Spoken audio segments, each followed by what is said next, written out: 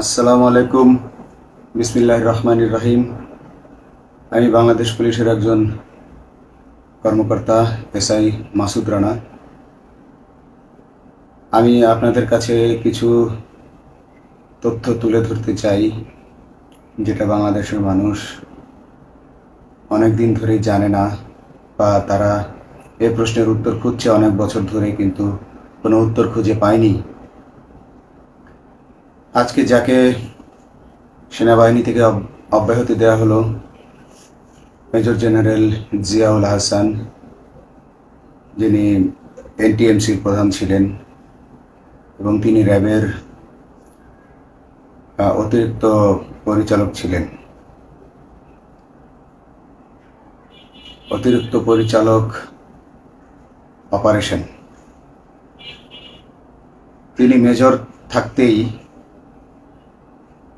র্যাবে ছিলেন এবং বাংলাদেশে যত গুম খুন হয়েছে, বিএনপি সহ অন্যান্য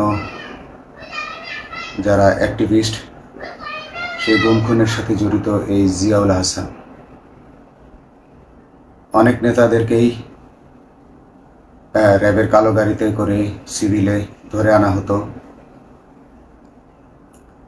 এনে র্যাব ওয়ানের গোপন আস্তানায় তাদেরকে আটক রাখা হতো। এরপর তাদেরকে সময় মতো অজ্ঞাত স্থানে নিয়ে তাদেরকে হত্যা করা হতো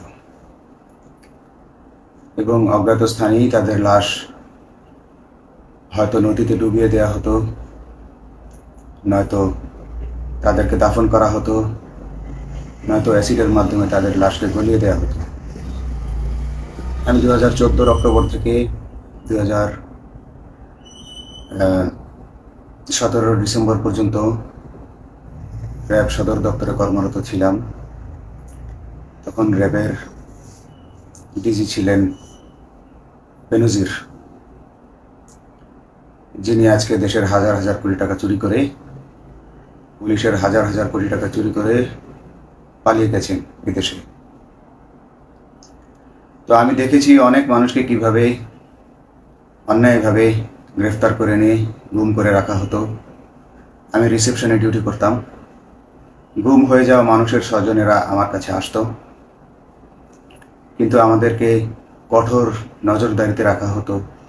সিসি ক্যামেরার আওতায় ছিলাম, তাদের সাথে আমরা ওভাবে কথা বলতে পারতাম না। তাদেরকে কোনো তথ্য দেওয়া নিষেধ ছিল আমাদের জন্য। কিন্তু তাদের স্বজনরা আসলে এসে যখন এখানে কান্না করতো, আমি নিজেকে ধরে রাখতে পারিনি। আমি অনেকের স্বজনকেই তাদের স্বজনের, গুম হয়ে যাওয়া স্বজনের পরিণতির কথা জানিয়ে দিতাম। বিশেষ করে যাদেরকে মেরে ফেলা হতো, খুন করা হতো, তাদেরকে আমি খারাপ সংবাদটা দিতাম না। কিন্তু যাদেরকে বন্দি করে রাখা হতো, যেমন বিএনপি নেতা সালাউদ্দিন আহমেদকে যখন অ্যারেস্ট করে আনা হলো, তিনি অ্যারেস্ট করার সময় ধস্তাধস্তিতে মাথায় আঘাত পেয়েছিলেন। তাকে র্যাব ওয়ানের গোপন কক্ষে আটক করে রাখা হয়েছিল দীর্ঘদিন। এরপর তাকে এক সময় ভারতে পাচার করে দিয়ে আসা হয়। তাকে অজ্ঞাত কারণে হত্যা করা হয়নি। তার ফ্যামিলি এসেছিল, তার স্ত্রী হাসিনা আহমেদ, তার ভাই গিয়াসউদ্দিন আহমেদ। ওনারা আমার কাছে বেশ কয়েকবার এসেছেন। আমি কয়েকদিন ওনাদের এই উদ্বেগ, উৎকণ্ঠা আমার সামনে বসে কান্নাকাটি দেখে আমি থাকতে পারিনি। আমি ওনাদেরকে কৌশলে আমার ফোন নাম্বার দিয়ে আমি ওনাদের সাথে দেখা করে ওনাদেরকে জানিয়ে দিই যে সালাউদ্দিন সাহেবকে হত্যা করা হয়নি, উনি জীবিত আছেন এবং ওনাকে হত্যা করার সিদ্ধান্ত নেওয়া হয়নি। এই সিদ্ধান্তগুলো জেনে নিতেন তিনি হচ্ছেন বর্তমানে মেজর জেনারেল জিয়াউল হাসান, যাকে আজকে অব্যাহতি দেওয়া হয়েছে। শুধু অব্যাহতি যদি দেয়া হয়, তাকে যদি বিচারের মুখোমুখি করা না হয়, তাহলে এই আন্দোলনের, এই স্বাধীনতার কোনো মূল্য থাকবে না। আমি আজকে আর কাউকে ভয় পাই না। আমি আজকে বিশ্বাস করি যে আজকে আমাকে এই সত্য বলার জন্য কেউ গুম করে দিতে পারবে না, এই সত্য বলার জন্য কেউ আমাকে অ্যারেস্ট করবে না।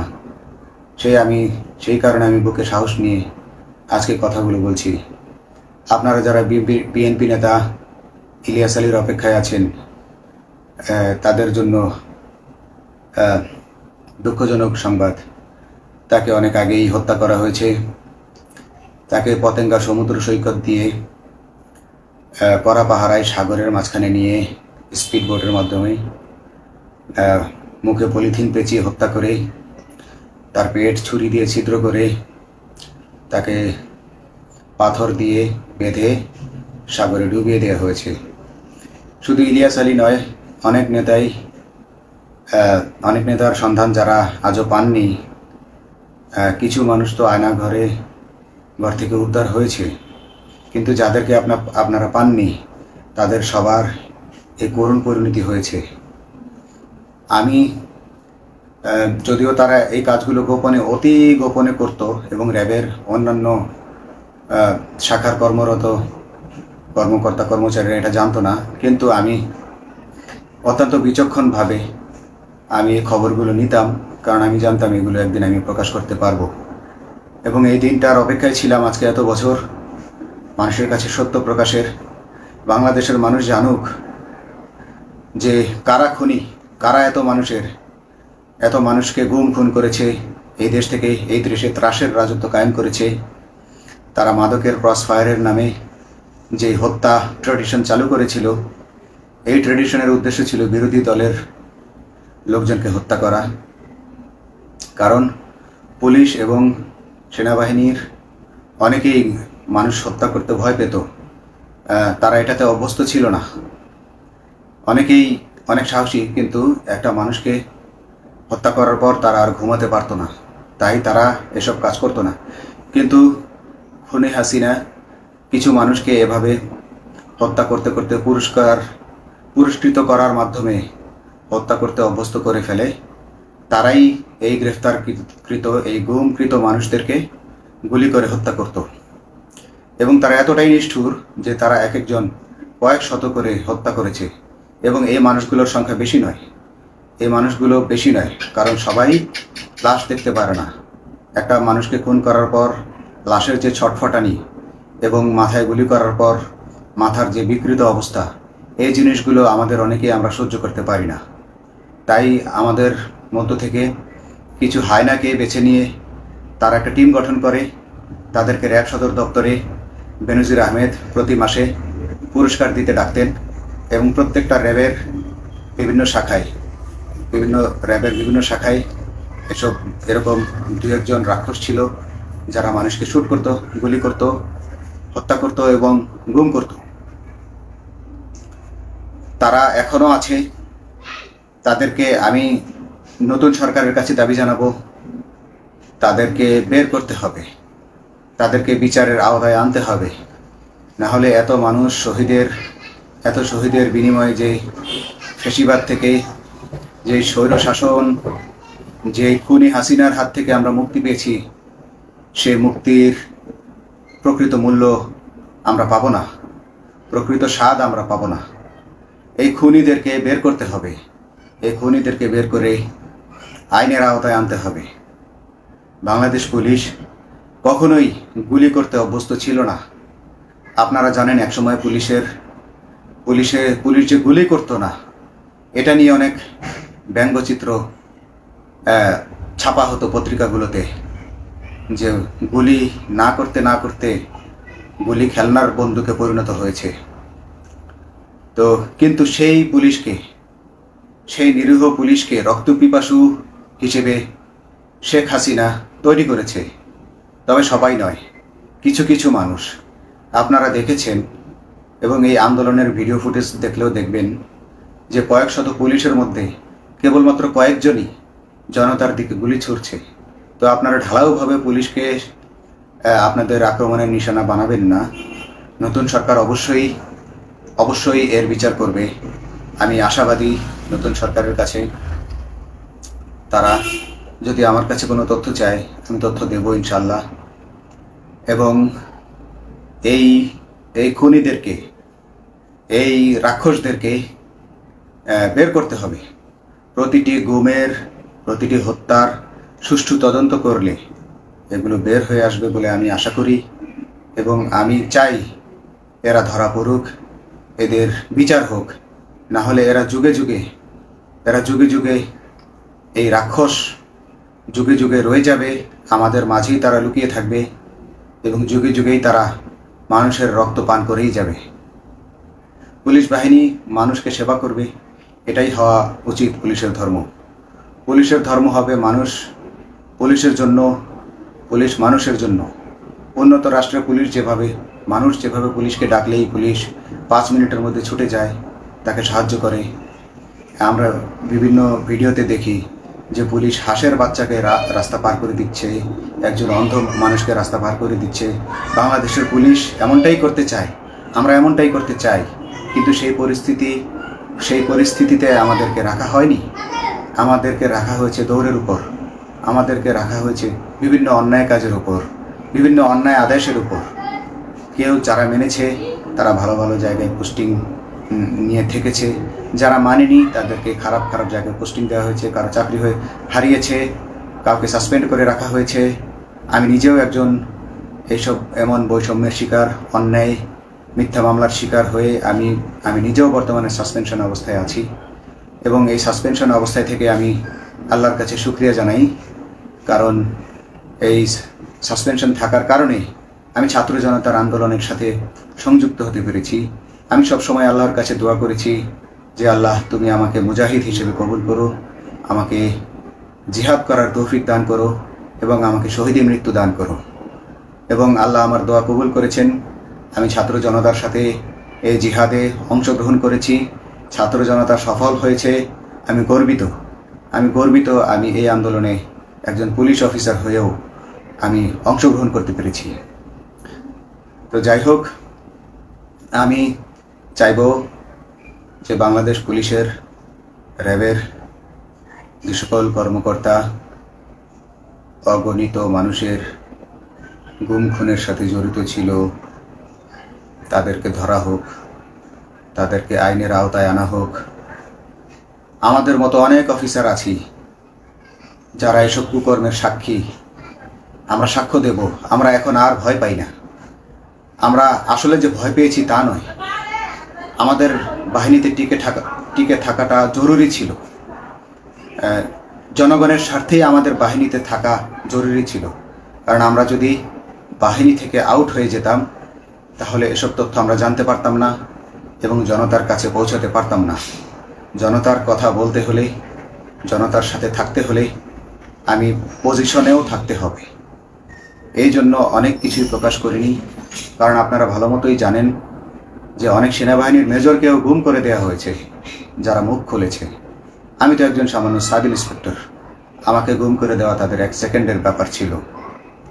তো আমি এখন বিশ্বাস করি যে এখন সেই দিন, সেই কালো মেঘ সরে গেছে আকাশ থেকে, আকাশ মুক্ত হয়েছে, এই দেশ জালিমের শাসন থেকে মুক্ত হয়েছে। আল্লাহ তাআলা আমাদের উপর রহমত বর্ষণ করেছে। অগণিত মুসলিমের দোয়া আল্লাহ তাআলা কবুল করেছেন, অগণিত 18 কোটি মানুষের দোয়া আল্লাহ কবুল করেছেন।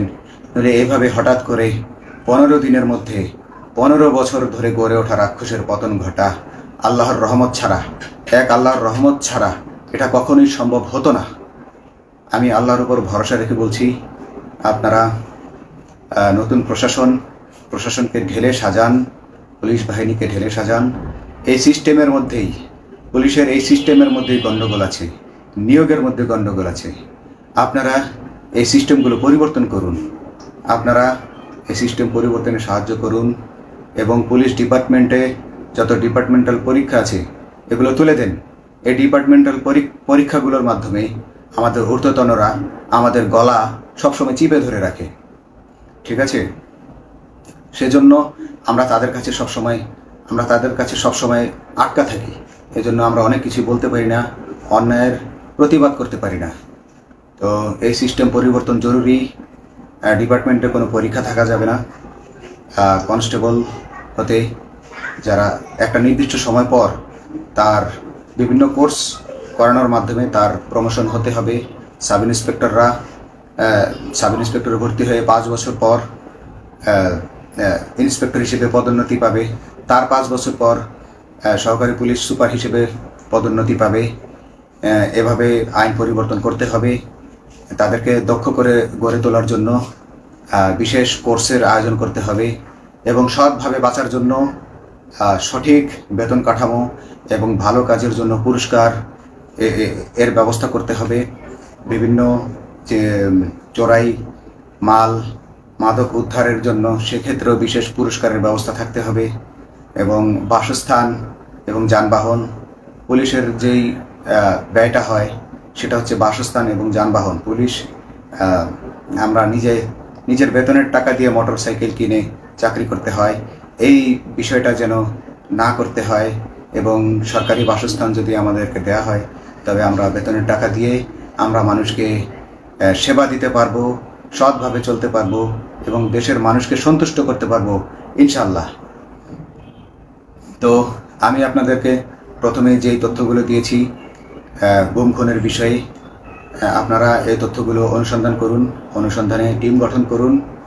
প্রত্যেকটা গুম খুনের বিচার হতে হবে এই দেশে। যারা আটক ছিলেন অনেকেই হয়তো এখন আয়নাঘর থেকে মুক্তি পেয়েছেন, কিন্তু যারা দুর্ভাগ্যের শিকার হয়ে মৃত্যুবরণ করেছেন তাদের আত্মীয় স্বজনরা, তাদের প্রতি আমার সমবেদনা রইল। তারা জোর দাবি তুলুন, তারা সবাই সরকারের কাছে আপনাদের পরিবার পরিজনের নিখোঁজ হওয়ার বিষয়টি তুলে ধরুন, আপনারা জোর দাবি জানান এবং গুম খুন তদন্তে একটি তদন্ত কমিটি গঠন করা হোক, যেখানে কোনো পুলিশ বা সেনাবাহিনীর সদস্য থাকবে না। এটা হতে পারে বিচার বিভাগীয় তদন্ত বা অন্য কারো মাধ্যমে, কিন্তু এই হায়নাদের এই খুনিদেরকে বের করুন, বের করে এদেরকে শাস্তির আওতায় আনুন, তবেই এই তারা